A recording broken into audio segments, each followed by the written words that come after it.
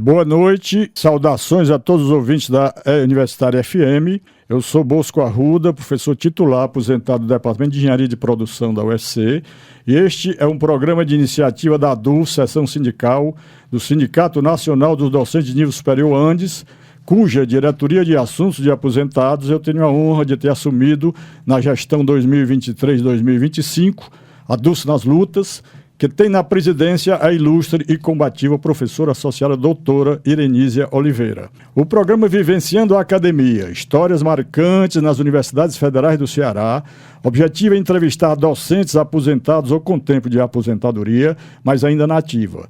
Pretende-se que os relatos de histórias marcantes nas universidades federais do Ceará, UFC, Universidade Federal do Cariri e Unilab, Universidade de Integração Internacional de Lusofonia Afro-Brasileira, demonstra a importância dos trabalhos de docentes das universidades públicas e gratuitas no desenvolvimento de suas áreas de especialização e dos setores nacionais das ciências básicas, tecnológicas, agrárias, de saúde e humanas, principalmente no que concerne ao desenvolvimento regional. A entrevistada de hoje é a professora associada aposentada da Universidade Federal do Ceará, Maria Fátima Maciel Araújo. Possui graduação em enfermagem pela UFC em 1972, várias especializações com o método do ensino e da assistência de enfermagem na UFRJ em 1977, formação de gerentes de treinamento na Unifor de 1977, planejamento em saúde na UES em 79, básico em saúde pública tanto na UFC como na Fiocruz em 79, obteve ainda título de mestrado em saúde pública pela Universidade Estadual do Ceará em 97 e doutorado também em enfermagem pela UFC em 2001. Tem vasta experiência na área de enfermagem, com ênfase em enfermagem de saúde pública, atuando principalmente nos seguintes temas: família, idoso, educação popular em saúde, práticas integrativas complementares. Boa noite, professora Fátima. Obrigado pela participação neste programa. Gostaria de iniciar essa entrevista bate-papo com a seguinte pergunta: onde nasceu e estudou até a tua formação pré-universitária? A que se deveu a tua escolha pela profissão de enfermagem? Segue exemplo familiar? Foi influenciado por alguma professora? Boa noite. Diante da sua investigação, né, vamos dizer assim, o que eu gostaria de colocar sobre a minha história até chegar à minha formação como enfermeira, eu passei, por conta até da minha idade, por todos aqueles processos que aconteciam nos tempos mais passados, que foi a minha alfabetização, foi minha mãe, né? A minha família, a gente morava no interior e não tinha escola. E aí, quem alfabetizava a gente era a minha mãe. Qual era o interior? Eu passei por vários interiores por conta da atividade do meu pai, que trabalhava com supervisão de campos agrícolas. Mas a senhora nasceu em que interior? Eu sou registrada como nascida em Fortaleza. Quando eu nasci, a maioria dos interiores não tinha nem cartório. É uma fortalezense itinerante, né? Então, por conta dessa minha vida itinerante, eu fui alfabetizada pela minha mãe, e quando a gente teve uma idade que não tinha mais como ela prosseguir, então ela nos trouxe para Fortaleza, né? E ela conseguiu colocar a gente numa escola que era um anexo do Colégio Batista, porque ela conseguiu uma bolsa. E os colégios públicos ainda eram muito elitizados, só entrava quem tinha um apadrinhamento, uma coisa desse parecida. Quando eu terminei o ensino primário, então foi o tempo que o Liceu do Ceará ainda era uma escola muito famosa, né? Então eu fiz o exame de admissão no Liceu, que era uma espécie de vestibular da época, e aí eu consegui uma colocação muito boa diante da quantidade de vagas que era oferecida. Então, eu fiz todo o meu primeiro e segundo grau no Liceu do Ceará. E lá no Liceu do Ceará, eu comecei a criar, além da minha formação, vamos dizer assim, estudantil, lá também foi um espaço muito interessante na minha formação, assim, diante das questões sociais, né? Havia muito movimento estudantil, eu participava ativamente, e com isso eu trouxe para o meu curso superior uma visão diferenciada, além daquela visão clínica, que geralmente, vamos dizer assim, permeava toda a história da formação em saúde, que era em cima da enfermidade e do tratamento clínico. E, às vezes, desconsiderado muito a dimensão que as doenças, as enfermidades, eram geradoras de condições sociais precárias. Então, isso eu aprendi muito e levei muito para a minha profissão, enquanto formada em enfermagem. Fiz a enfermagem orientada. O pai da senhora era enfermeiro também? Ninguém da minha família era enfermeira. Por que que eu fiz enfermagem? Primeiro, porque como eu tinha uma situação familiar menos possuidora de grana, o que era que acontecia? A medicina era colocada na sociedade como uma profissão de elite. Sim. Então, quem era pobre ou classe média pobre, ela nem pensava nisso, né? E qual foi a influência? No dia 7 de setembro, as escolinhas, elas faziam, marchando, né? Aí o que era que acontecia? Aí vinha uma enfermeira, assim, marchando, uma criança fantasiada de enfermeira. Aí eu achava aquilo magnífico, maravilhoso. Quando eu vim para cá, para o Ceará, aí eu botei na cabeça de que queria fazer enfermagem. Aí só tinha a Escola São Vicente de Paula, né, que foi agregada à Universidade Estadual do Ceará, e eu fiz enfermagem nessa primeira escola de enfermagem do Ceará.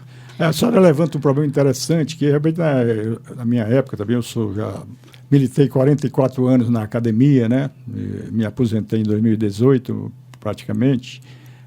E naquela época, a gente, para chegar, a gente chama assim, ou era medicina, engenharia ou direito, né? Eram as três para poder subir de renda, nível de renda, porque também era de família grande, de renda de média para baixo, né? E a gente só tinha que se esforçar muito para passar no antigo vestibular, né? Que hoje é o Enem, mais tranquilo, né? Tem as cotas, né? É diferente. Mas aí, dentro, já que a senhora já na universidade, que teve algum professora que a influenciou bastante? Teve algumas pessoas que influenciaram quando eu fazia já o curso de enfermagem, porque antes eu não conhecia ninguém mesmo. A única referência que eu tinha era aquela de infância mesmo, da menina fazendo uma representação no 7 de setembro. Mas dentro da minha inserção no curso universitário, na academia, eu tive vários professores assim que tiveram influência muito grande. A grande maioria eram freiras, irmãs de caridade, né? Então, a irmã Francisca, já falecida, a doutora Graziella... Era formada em enfermagem. Eram professoras do curso de enfermagem da Escola de Enfermagem São Vicente de Paula. E a professora Tereza Bessa, a irmã Francisca, a professora Graziella, quem mais? Assim, de lembrança, a professora Leontina, que são pessoas que eram atuantes, eram pessoas que viviam na ativa, assim, com destaque. Então, elas eram professoras por conta desse perfil que elas tinham na sociedade. Então, foram as professoras, assim, dentro da minha lembrança, no momento, que tiveram uma influência muito grande na formação, não só minha, mas no decurso de uma profissão que ainda precisava de muitas aberturas para ter uma visão social qualificada. Essa é a questão que eu coloco assim.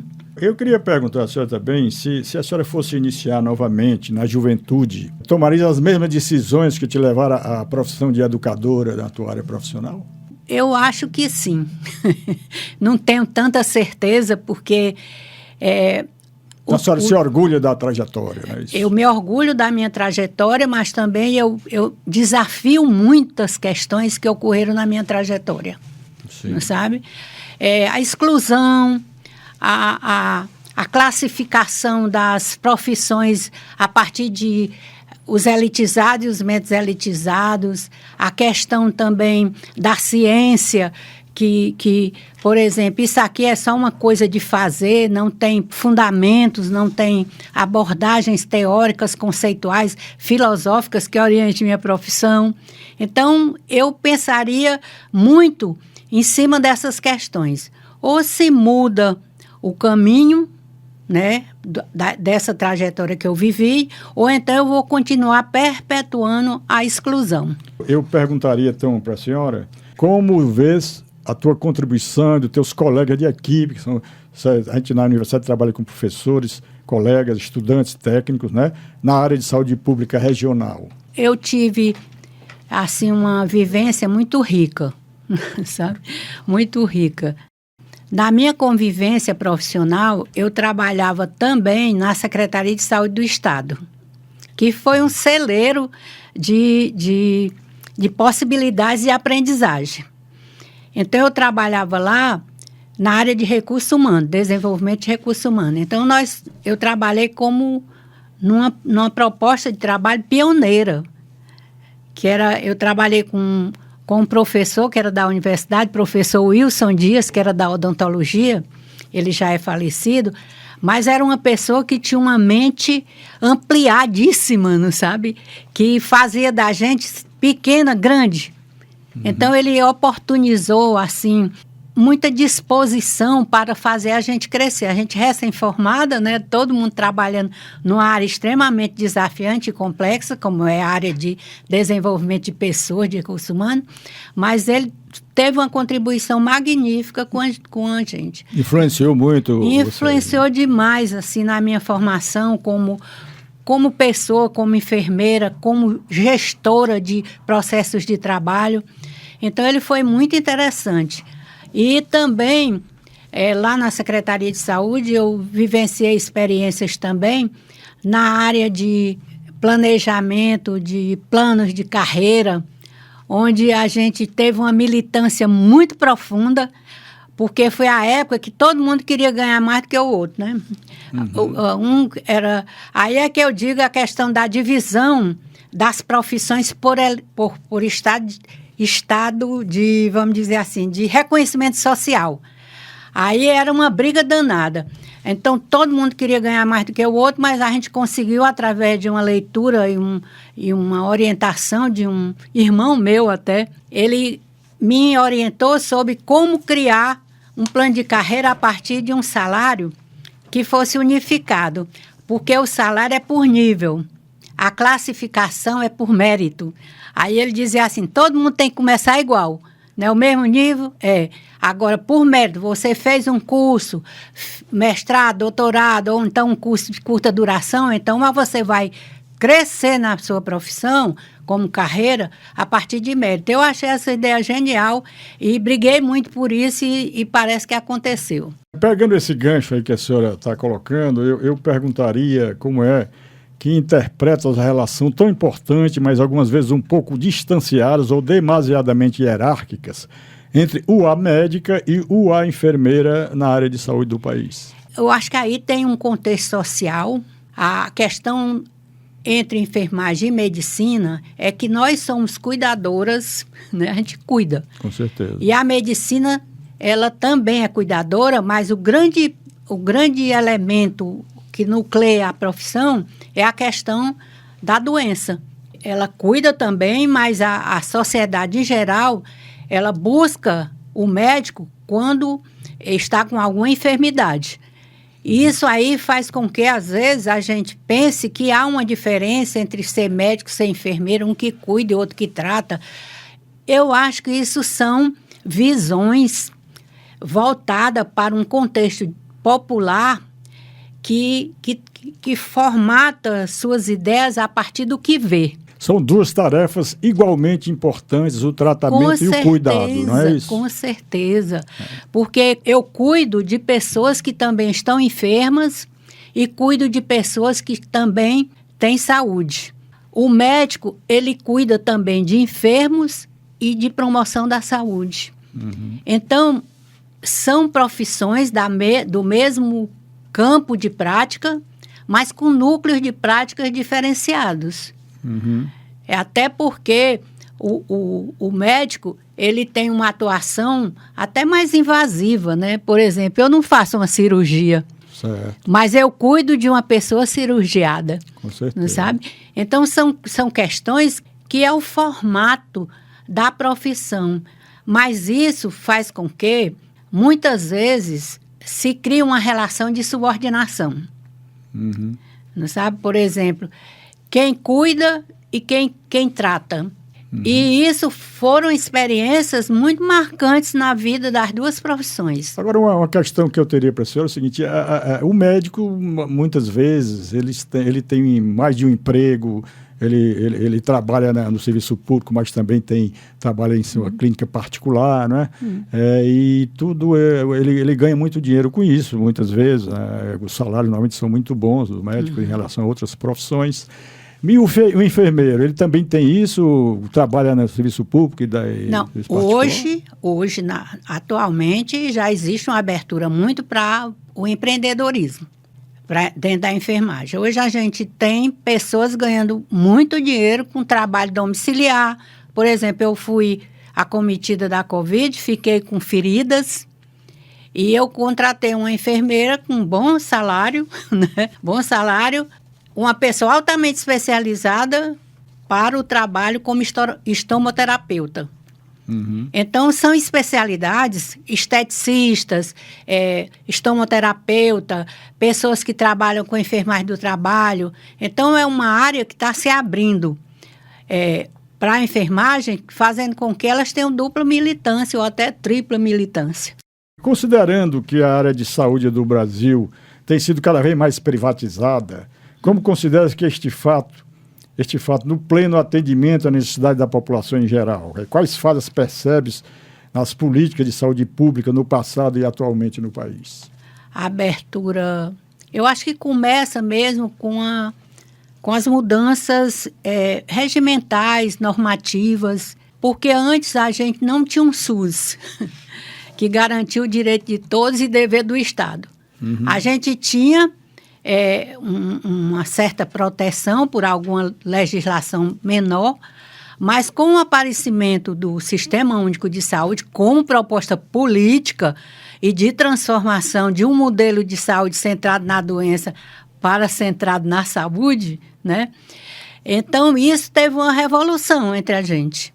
Foi uma revolução. Na medida que eu consigo chegar num posto de saúde e ter direito a uma assistência descentralizada, próxima da minha casa, com profissionais de excelência, eu acho que só isso revoluciona. Eu acho que o modelo do Sistema Único de Saúde, ele foi uma proposta política demandada também muito do povo.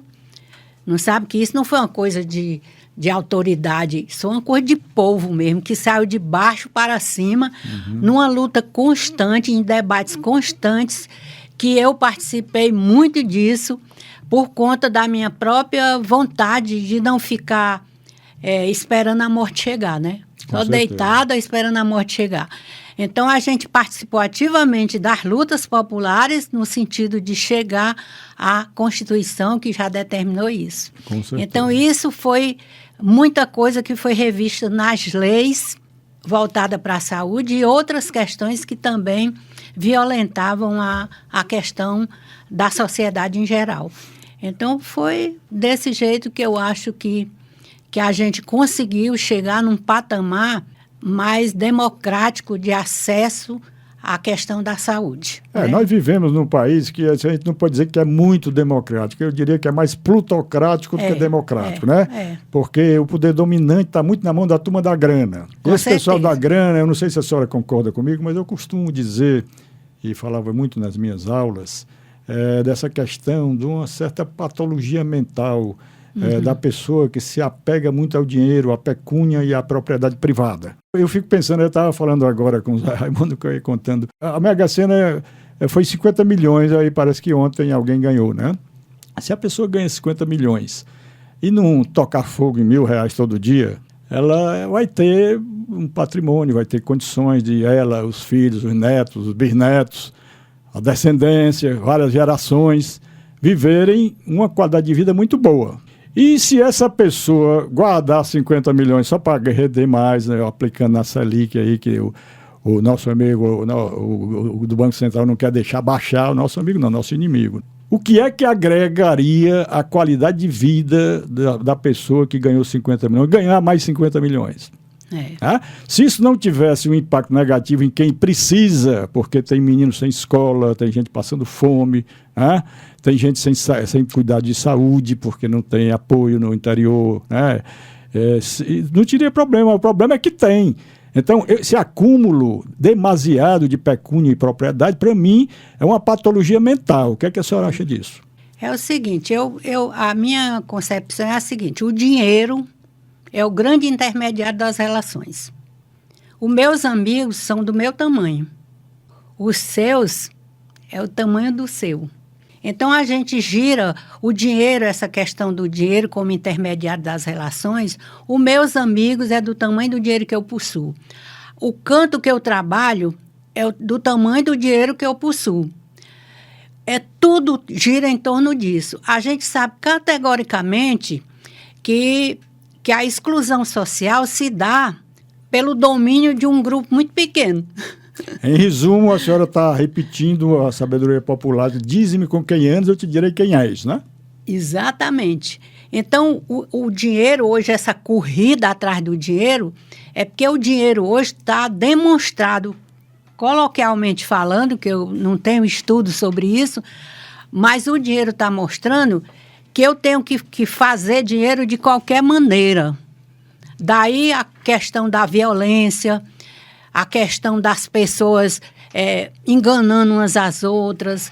Aí se cria um comportamento social, entre aspas, né, que não é todo mundo, mas se cria que você pode tudo, desde que aquele tudo me dê uma resposta financeira. Uhum. Então, isso é uma coisa, assim, muito séria entre as questões, porque gesta a possibilidade de você estar num patamar de muita riqueza ou de muita pobreza. Eu vejo muito isso. A senhora vai ver aí no meu livro, o personagem diz uma coisa que, para reflexão dos jovens, né? Principalmente os educadores e os intelectuais não precisam, já sabem disso, mas ele diz o seguinte: o processo civilizatório ele tem sempre se baseado na ética, enquanto conduta que tem empatia, né? Que vê o outro como a si mesmo, né? Então, a ética é a argamassa, eu como engenheiro gosto de falar nisso, né? A argamassa no processo na construção do processo civilizatório, né? E é exatamente isso. Se a gente não é ética, se a gente não tem ético, se a gente não tem ética, a probabilidade da gente ser dominado pelo que o Freud chamou de Thanatos, que é a força da autodestrutividade, que isso se reflete nos outros também, a nossa relação com os outros, né? A gente, então, o processo civilizatório pode se extinguir. Nós estamos aí numa conjuntura internacional muito complicada, que eu gosto muito de geopolítica, ouço muito no YouTube, não a grande imprensa, né? Que a grande imprensa, a gente sabe, os donos aos donos não interessam certas informações, eles querem moldar comportamento, moldar visão de mundo e, em consequente, comportamento, para que eles continuem sempre como poder dominante, não é isso? Exatamente. O que a senhora diria sobre isso? Eu acho que essa questão de poder, eu tenho uma orientação assim, dos meus estudos que eu faço. Por exemplo, a família, que é o grande elemento que eu acho que a gente, onde acontece a maximização dos afetos, né? Onde a gente aprende a amar, onde a gente aprende o bem, que não tem nenhuma família que diga, vai roubar, vai fazer alguma coisa. Eu acho que essa questão da família, como esse espaço de maximização de afetos, e que hoje é o centro de quase todas as políticas, começa pela família, eu acho que isso tem que ser uma coisa extremamente ampliada. E sair só daquela coisa da família como um lugar que junta pessoas de gêneros e idades diferentes. Ela tem que ser uma pessoa ou um núcleo reconhecido como um espaço político de transformação. E essas questões eu esbarro muito assim. Quais são as metodologias que eu estou usando para que eu possa conquistar essa questão da família como um espaço de afeto, de afetividade? Porque eu não entendo mudança sem esse sentido, dessa compreensão de sentido da vida. Isso a senhora vai ver, né, também no que o personagem coloca, os 5 atributos fundamentais para o processo civilizatório, para a sabedoria, que é o que segura o processo civilizatório, né? Que é, primeiro, a gente tem que ter vitalidade, saúde. A gente tem que ter sexualidade, que é a reprodução da espécie e o equilíbrio psicossomático das pessoas, né? Tem que ter afetividade, que é a coesão social. Tem que ter criatividade, que é para a gente colocar o nosso habitat a nosso favor. Né? E tem que ter transcendência, que é a gente a cada ano, como os orientais, referenciado por quem tem 30, porque pressupõe-se que um ano foi usado para aumentar a sua visão de mundo e enriquecer a sua sabedoria, não é isso? Com certeza. Então, a gente está se aproximando aí do nosso final. Gostaria de perguntar à senhora como é que a senhora vê a importância dos sindicatos no que concerne à defesa dos direitos, da formação da visão do mundo, política, social, cultural, das docentes. Eu tenho algumas fragilidades ou então algumas mazelas em relação a sindicato. Eu estava refletindo agora mesmo, quando eu vinha para cá, sobre, por exemplo, eu estou aposentada. Aí o que é que eu posso fazer como resultado daquilo que eu conquistei durante 35 anos de serviço? E eu descobri, assim mesmo, que eu sou altamente limitada. Em todos os sentidos.